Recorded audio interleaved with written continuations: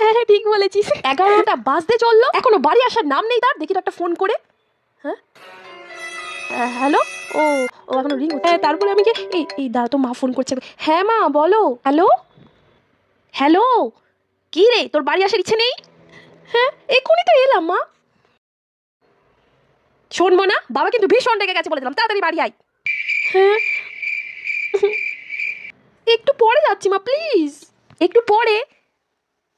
তোর বাবা কিন্তু আমার উপর চিৎকার করছে বলে দিলাম। এই রোজ রোজ তোদের জন্য আমি চিৎকার শুনতে পারবো না বলে দিচ্ছি। 5 মিনিট হলো না এলাম, আর তুমি ফোন করে বলছো বাড়ি যাও। দূর পরে যাচ্ছি প্লিজ। তাড়াতাড়ি বাড়ি আয়, তোর বাবা কিন্তু প্রচন্ড রেগে গেছে, প্রচন্ড চিৎকার। এই রোজ রোজ তোদের জন্য আমি না চিৎকার শুনতে আর পারবো না বলে দিলাম। বাবা কি সত্যি খুব রেগে গেছে মা? আমি এক্ষুনি আসছি মা, এক্ষুনি 10 মিনিটের মধ্যে। শোন না রে, আমি আসছি, আমাকে যেতে হবে, বাবা খুব রেগে গেছে। আমি এলাম রে, এলাম, পরে আসবো পরে আসবো।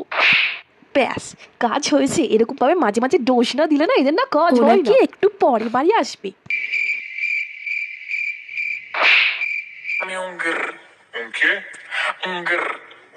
হ্যাঁ বাবা তো এখানে শুয়ে শুয়ে রিল দেখছে, আর মা আমাকে মা